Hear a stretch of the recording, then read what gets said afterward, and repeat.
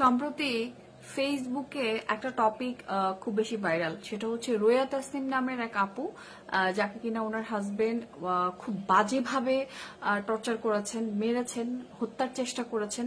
ওনার নাক ভেঙে দিয়েছেন, ওনার চোখের এই পাশ থেকে গালের এইখান থেকে সোজা এই পর্যন্ত ছুরি দিয়ে কেটে ফেলেছেন। এখনো পর্যন্ত হত্যার হুমকি দিচ্ছেন এবং এইটা নিয়ে অনেক বেশি জটিলতা হচ্ছে, লেখালেখি হচ্ছে, শেয়ারিং হচ্ছে। সো এই এত বেশি শেয়ারিং হওয়ার কারণে আমার একটু কিউরিওসিটি জাগলো এবং আমার মনে হলো যে আচ্ছা আপুটার প্রোফাইলে যাই এবং দেখি ব্যাপারটা আসলে কি। সো ওনার প্রোফাইলে গিয়ে ওনার পরপর কয়েকটা স্ট্যাটাস দেখলাম, ওনার হচ্ছে গিয়ে লাইভ ছিল, 2-3টা লাইভ গুলো দেখলাম এবং লাইভ দেখার পরে আমি উনার হাজবেন্ডের প্রোফাইলেও গেলাম, উনারও 2টা লাইভ ছিল গতকালের, সেই 2টাও আমি দেখলাম। দেখার পরে আমার মনে হয়েছে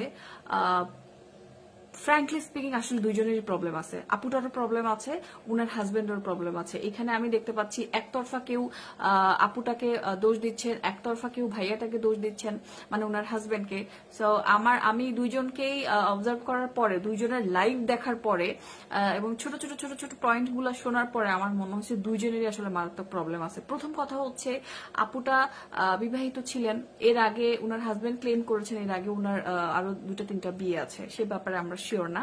সো উনি যেটা বলেছেন, উনি এর আগে ওনার হাজবেন্ড ছিল এবং হাজবেন্ডের সাথে প্রবলেম হওয়ার কারণে উনি বাবার বাসায় ছিল। বাবার বাসায় থাকাকালীন উনার বর্তমান হাজবেন্ডের সাথে ওনার পরিচয় হয়, ওনারা কিছুদিন একটা রিলেশনশিপের মধ্যে ছিলেন এবং এরপর ওনার যেহেতু একটা মেয়ে আছে, একটা বাচ্চা আছে, তো বাচ্চার কারণে ফ্যামিলি হয়তো বুঝিয়েছে বা কিছু, বাচ্চার কারণে উনি আবার আগের হাজবেন্ডের কাছে ব্যাক যান এবং ওইখানে যাওয়ার পরেও কিছুদিন পরে আবার উনি উনার যে প্রেমিক ছিলেন, বর্তমান যে হাজবেন্ড, উনি আবার সেই প্রেমিকের সাথে কন্ট্যাক্ট করেন, যোগাযোগ করেন।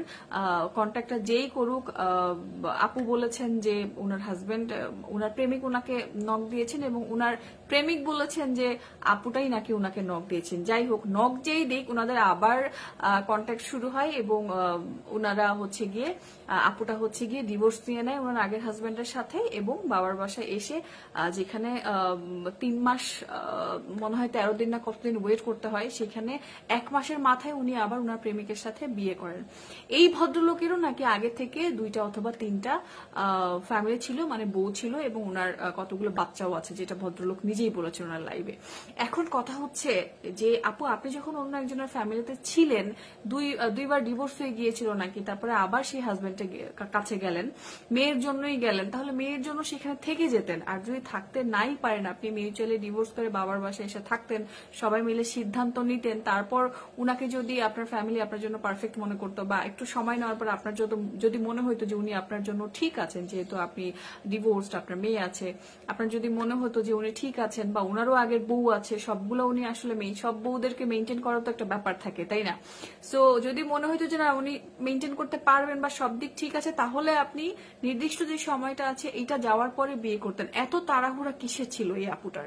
এরপরে আরেকটা কথা হচ্ছে যে আপুটা ওনার লাইভে বলেছেন যে উনি কোন পর্দা করতেন না, উনি একটু কি বলবো, মানে খোলাখুলি ভাবে চলতে পছন্দ করতেন, উনি ওপেন মাইন্ডেড, উনি খুব স্টাইলিশ বা মডার্ন মানসিকতার একজন মানুষ। উনি নতুন নতুন রেস্টুরেন্টে ঘুরতে যেতে পছন্দ করতেন, খাবার খেতে পছন্দ করতেন, ছবি তুলতে পছন্দ করতেন, টুকটাক বাইরে বের হতে পছন্দ করতেন, তারপরে হচ্ছে গিয়ে মাসে 50,000 টাকা শপিং করতেন। নর্মালি সব মেয়েরাই মোটামুটি এগুলোই পছন্দ করে, শুধু আপুটা একা না, মোটামুটি সব মেয়েরাই এই জিনিসগুলো পছন্দ করে। কারোর কারোর হয়তো একটু বেশি দুর্বলতা থাকে বাইরে যাওয়ার ব্যাপারে, ছবি তোলা, শপিং করার ব্যাপারে, স্বাভাবিক।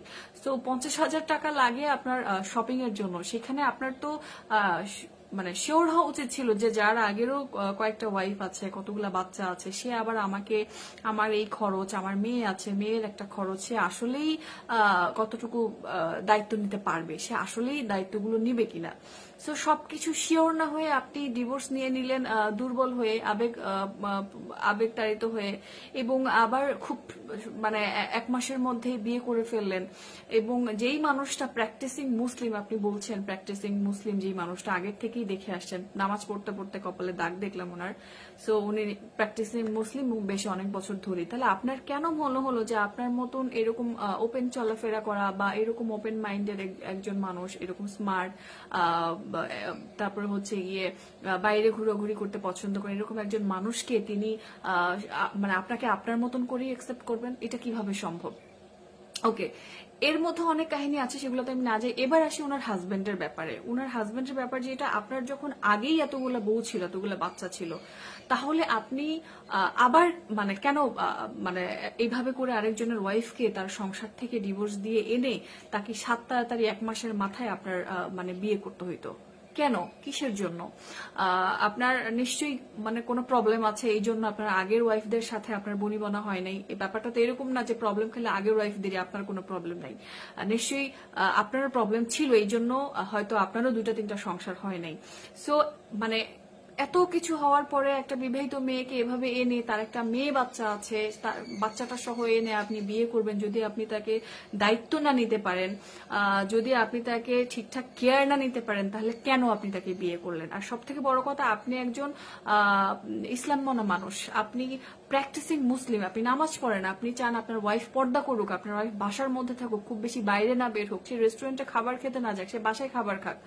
তাহলে আপনি কেন এরকম খোলামেলা একটা মেয়েকে বিয়ে করবেন যে মানুষটা টোটালি আপনার অপোজিট? কেন? ওয়াই? আমার প্রশ্ন হচ্ছে ওয়াই। এরপর আপনি ভদ্রলোক ক্লেম করেছেন যে এই আপুটার, রোয়া তাসনিম আপুটার নাকি উনার কাছে থাকা অবস্থায় উনার আবার সে আগের হাজবেন্ডের সাথে উনি পরকীয়ায় জড়িত হয়ে যান, এবং উনি নাকি কয়েকবার এই আপুকে উনার আগের হাজবেন্ডের সাথে হাতে নাতে মানে দুজনকে একসাথে, মানে উনি উনার ভাষায় যেটা, যে হাতে নাতে একসাথে ধরেছেন আর কি।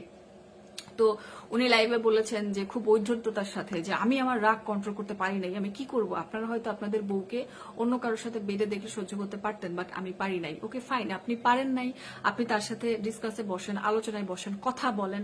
যদি মনে হইতো যে আপনি এই ব্যাপারগুলো অ্যাকসেপ্ট করতে পারবেন না, বা আপুকে বারবার আপনি ওয়ার্ন করছেন, তারপরও আপু শুধরাচ্ছে না, আপু সেম ওয়েতেই আগের হাজবেন্ডের সাথে পরকীয়া রিলেশনটা কন্টিনিউ করে যাচ্ছে, তাহলে আপনি তো ডিভোর্সে যেতে পারতেন। একদম লাস্ট যেই অপশনটা বিবাহিতদের জন্য, আপনি তো ডিভোর্সে যেতে পারতেন। আপনি কেন আপুটার গায়ে হাত তুললেন?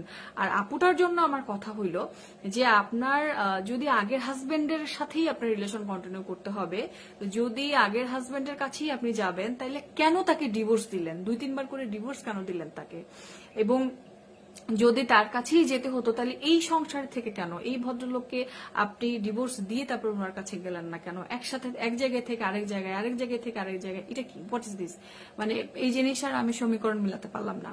যাই হোক, যেটাই হয়ে যাক, আমার মনে হয় যে অ্যাবিউজ করা, ফিজিক্যালি টর্চার, মেন্টালি টর্চার, বাজেভাবে গায়ে হাত তোলা, মুখ চেহারা নষ্ট করে দিয়েছেন, মানুষরা হয়তো মরেও যেতে পারতো, এই যে কাজগুলো করেছেন, এগুলা কোনোভাবেই অ্যাকসেপ্টেবল না, কোনোভাবেই না। যেটাই হয়ে যাক, কথা বলতে পারতেন, সমাধান করতে পারতেন ফ্যামিলির মাধ্যমে বা নিজেরা, বা কিছু জিনিসটা এমন পর্যায়ে নেওয়া উচিত হয় নাই যেখানে মানুষটা আসলে প্রাণনাশের একটা হুমকি চলে আসে, একটা থ্রেট চলে আসে, যে মানুষটা আপনার সাথে থাকতে ভয় পাবে, মানুষটার যা ইচ্ছা হয়ে যেতে পারতো, রাইট? আপনি ভদ্রলোক দেখলাম ফেসবুকে এসে খুব ঐশ্বর্যের সাথে উনি বলছেন যে উনি ক্লেম করার চেষ্টা করছেন উনি যেটা করেছেন অন্যায় করেন নাই তিনি। যেটাই হয়ে যাক না কেন, গায়ে হাত তোলা কোনো কিছুর সমাধান না।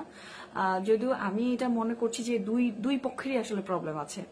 এক পক্ষের যারা একপাক্ষিক নিচ্ছেন, একপাক্ষিক কথা বলছেন, আমার মনে হচ্ছে যে আপনাদের বোঝার ভুল আছে। আপনারা দুজনের লাইভগুলো আবার দেখেন, ডিটেলসে বুঝতে পারবেন দুজনেরই প্রবলেম আছে।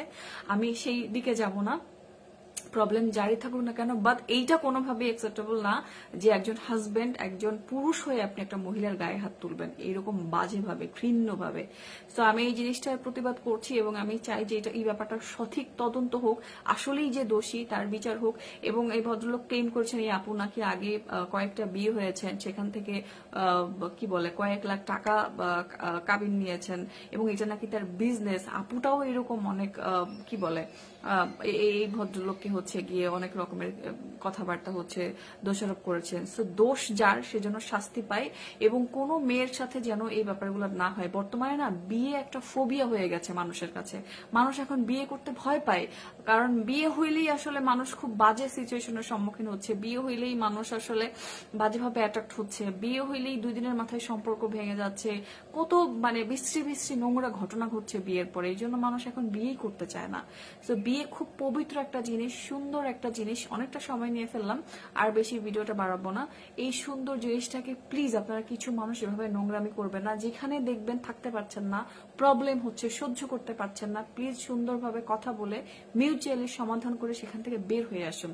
এভাবে কেউ কাউকে মারার থ্রেট দিবেন না, মেরে ফেলার চেষ্টা করবেন না, এরকম ভাবে বিয়ে জিনিসটাকে কলঙ্কিত করবেন না।